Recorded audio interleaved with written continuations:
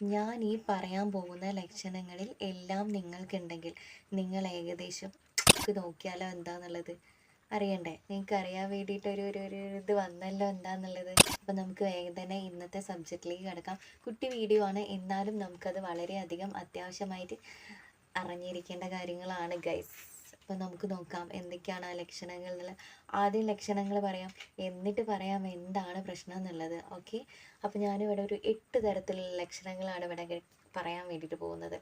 ഈ 8 എണ്ണത്തിൽ ഒരു 4 എണ്ണമെങ്കിലും നിങ്ങൾക്ക് ഉണ്ടെങ്കിൽ നിങ്ങൾക്ക് ഈ പറയുന്ന ഒരു പ്രശ്നമുണ്ട് ഗൈസ്. നിങ്ങൾ എന്തായാലും ശ്രദ്ധിക്കണം. നമുക്ക് നോക്കാം എന്തൊക്കെയാണെന്നുള്ളത്. ക്ഷീണം വരാത്ത ആളുകൾ ആരുമില്ല, എല്ലാവർക്കും ക്ഷീണം വരുമല്ലേ. പോട്ടെ, അത് നമുക്ക് കോമൺ ആയിട്ട് അങ്ങോട്ട് തട്ടിവിടാം. രണ്ടാമത്തെ കാര്യം നോക്കാം. അമിതമായിട്ടുള്ള സന്ധിവേദന ഉണ്ടോ നിങ്ങൾക്ക്?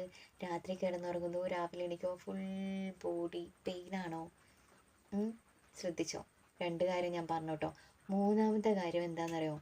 അമിതമായിട്ടുള്ള ഭാരം ഉണ്ടോ നിങ്ങൾക്ക്? പൊണ്ണത്തടി അല്ലെങ്കിൽ ഭയങ്കരമായിട്ടുള്ള ഭാരം ഉണ്ടോ? 3 ലക്ഷണമായേ. 3 നിങ്ങൾക്ക് ഒരുമിച്ച് വന്നിട്ടുണ്ടോ? ശ്രദ്ധിക്കണം. നാലാമത്തെ കാര്യം അമിതമായിട്ടുള്ള ഹെയർ ലോസ്, മുടി വളരെയധികം കൊഴിഞ്ഞ് ഇങ്ങനെ വരുന്നുണ്ടോ? 4 ലക്ഷണമായിട്ടോ. ഈ 4 ലക്ഷണം നിങ്ങൾക്കുണ്ടോ? ഓക്കെ, വെറും 4 ലക്ഷണം മാത്രമേ ഞാനിപ്പോഴും പറഞ്ഞിട്ടുള്ളൂ. ഇനിയുണ്ട് 4 ലക്ഷണങ്ങൾ, അതും കൂടി നമുക്ക് നോക്കാം. ഡിപ്രഷൻ ഉണ്ടോ നിങ്ങൾക്ക്? അതേപോലെ തന്നെ നമ്മുടെ മാനസികാവസ്ഥ ഇങ്ങനെ മാറിക്കൊണ്ടേയിരിക്കുകയാണോ? നമ്മുടെ ഈ ബോൺസ് ഒക്കെ ഇല്ലേ, എല്ലുകൾ വളരെയധികം ലോസ് ആയിക്കൊണ്ടിരിക്കുന്ന ഒരു അവസ്ഥ നിങ്ങൾക്കുണ്ടോ? അതും പോട്ടെ, നിങ്ങളുടെ ഫുൾ ബോഡിയിലെ പേശികളൊക്കെ ഇല്ലേ, അതൊക്കെ ഇങ്ങനെ വലിഞ്ഞു മുറുകുന്നത് പോലെ തോന്നുന്നുണ്ടോ? ഇപ്പം ഞാൻ ഓൾറെഡി 8 ലക്ഷണങ്ങളും പറഞ്ഞു കഴിഞ്ഞു കേട്ടോ. എല്ലാം ഞാൻ പറഞ്ഞു കഴിഞ്ഞിട്ടുണ്ട്. ഈ 8 ലക്ഷണത്തിൽ 4 ലക്ഷണമെങ്കിലും നിങ്ങൾക്കുണ്ടോ? ഏതെങ്കിലുമൊക്കെ 4 ലക്ഷണങ്ങൾ നിങ്ങൾക്കുണ്ടോ? എങ്കിലേ നിങ്ങൾക്ക് വരുന്നത് വലിയൊരു പ്രശ്നമാണ് കേട്ടോ. എന്താന്ന് നോക്കാം നമുക്ക്. വിറ്റമിൻ ഡിയുടെ കുറവ് മൂലമാണ് എന്ത് വരുന്നത്? ഈ പറഞ്ഞിട്ടുള്ള ലക്ഷണങ്ങളൊക്കെ വരുന്നത്. ക്ഷീണം, മുടി കൊഴിച്ചിലും, കാലുവേദന, കൈവേദന, എല്ലുകൾക്കുള്ള പ്രശ്നങ്ങളൊക്കെ വരുന്നത് ഇതുമൂലം തന്നെയാണ് കേട്ടോ. അപ്പോൾ ഇങ്ങനെ ഒരു പ്രശ്നം ഉണ്ടെങ്കിൽ ആദ്യം തന്നെ നിങ്ങളൊരു ഡോക്ടറെ അടുത്ത് പോയി കാണുക. എന്നിട്ട് അവർ തരുന്ന മരുന്നുകൾ കഴിക്കുക. മൾട്ടി വിറ്റമിൻ ടാബ്ലറ്റ്സ് ഒക്കെ ഇല്ലേ, അതോ അല്ലെങ്കിൽ വിറ്റമിൻ ഡി സപ്ലിമെൻറ്റ്സോ ഒക്കെ നിങ്ങൾക്ക് കഴിക്കാൻ വേണ്ടി തരുന്നതാണ് കേട്ടോ. ഇതൊരു മാസമൊക്കെ നിങ്ങൾക്ക് കഴിക്കാൻ വേണ്ടിയിട്ട് തരുന്നതാണ്. കണ്ടിന്യൂസ്ലി കഴിക്കണോ വേണ്ടയോ എന്നുള്ളത് നിങ്ങൾ ഡോക്ടറെ അടുത്ത് ചോദിക്കുക, അവർ പറയുന്നത് പോലെ ചെയ്യുക. അത് മാത്രമല്ലാതെ നമുക്ക് ചെയ്യാൻ വേണ്ടിയിട്ട് പറ്റുന്ന കുറച്ച് കാര്യങ്ങളുണ്ട്, ഇൻറ്റേർണലി ആൻഡ് എക്സ്റ്റേർണലി. അതും കൂടി നമുക്ക് നോക്കാം അല്ലേ. എക്സ്റ്റേർണലി ചെയ്യേണ്ട കാര്യം എന്ന് പറഞ്ഞിട്ടുണ്ടെങ്കിൽ നമ്മൾ രാവിലത്തെ ആ ഒരു ഉതുപ്പില്ലേ, വെയിലിൻ്റെ ആ ഒരു ഉതിപ്പ് കൊള്ളുന്നത് നല്ലതാണ്. അതേപോലെ തന്നെ വൈകുന്നേരം കേട്ടോ, അസ്തമയ സമയത്തുള്ള ആ ഒരു വെയിലല്ലേ, അത് കൊള്ളുന്നത് നല്ലതാണ്. അതെല്ലാവർക്കും അറിയുന്നതാണ്. നമ്മൾ ഈ വീട്ടിലെ ന്യൂ ബോൺ ബേബീസൊക്കെ ഉണ്ടാവില്ലേ, കുഞ്ഞാവല, അവരെ രാവിലത്തെ ആ ഒരു ഉതിപ്പും അതേപോലെ തന്നെ വൈകുന്നേരത്തെ ആ ഒരു വെയിലും നമ്മൾ കൊള്ളിക്കാറുണ്ട്.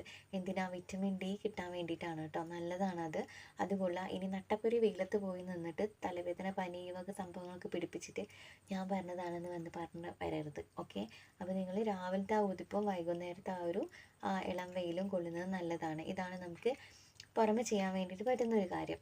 പിന്നത്തെ കാര്യം എന്ന് പറഞ്ഞിട്ടുണ്ടെങ്കിൽ നമുക്ക് ഉള്ളിലേക്ക് നിങ്ങൾ നോൺ വെജ് കഴിക്കുന്ന ഒരാളാണെങ്കിൽ നിങ്ങൾക്ക് മുട്ട, പിന്നെ നമ്മുടെ ഫിഷിൽ ട്യൂണ ഫിഷ് കഴിക്കുന്നത് നല്ലതാണ് കേട്ടോ. അതിൽ ഒരുപാട് വിറ്റമിൻ ഡി ഉണ്ട്. അപ്പോൾ നല്ല അടിപൊളിയായിട്ട് വറുത്ത് പൊരിച്ച് കഴിക്കാനൊന്നും നിൽക്കണ്ട. അപ്പോൾ അതൊക്കെ പോവും. കറി വെച്ചിട്ട് കഴിക്കുക കേട്ടോ. കറി വെച്ച് കഴിക്കുന്നതാണ് ഒന്നുകൂടി ബെറ്റർ ആയിട്ടുണ്ടാവുക. ഓക്കെ, അപ്പോൾ ഇനി നിങ്ങൾക്ക് ഈ പാലിൻ്റെ സംഭവങ്ങളൊക്കെ അല്ലേ, തൈര്, വെണ്ണ, ഇങ്ങനത്തെ സാധനങ്ങളൊക്കെ കഴിക്കാൻ ഇഷ്ടപ്പെടുന്ന ആളാണെങ്കിൽ വിറ്റമിൻ ഡി ധാരാളം ഇതിലൊക്കെ അടങ്ങിയിട്ടുണ്ട് കേട്ടോ. പിന്നെ നിങ്ങൾക്ക് ഓറഞ്ച് കഴിക്കുന്നത് നല്ലതായിരിക്കും. ഓക്കെ, അപ്പോൾ ഇതൊക്കെയാണ് വിറ്റമിൻ ഡി അടങ്ങിയിട്ടുള്ളത്. ഇത് മാത്രമല്ല കേട്ടോ, ഇനി കുറേ സാധനങ്ങളൊക്കെ ഉണ്ട്. കിവിയൊക്കെ ഇല്ലേ, കിവിയൊക്കെ നല്ലതാണ് കേട്ടോ. കിവിയിലൊക്കെ ധാരാളം വിറ്റമിൻ ഡി അടങ്ങിയിട്ടുണ്ട്. ഓക്കെ, അപ്പോൾ ഇത്രയും കാര്യങ്ങളൊക്കെയാണ് നമുക്ക് ഉള്ളിലേക്ക് കഴിക്കുന്നത്. പിന്നെ നിങ്ങൾ സപ്ലിമെൻറ്റ്സ് കണ്ടിന്യൂസ്ലി കഴിക്കുന്നുണ്ടെങ്കിൽ അത് കഴിച്ചാൽ മതി.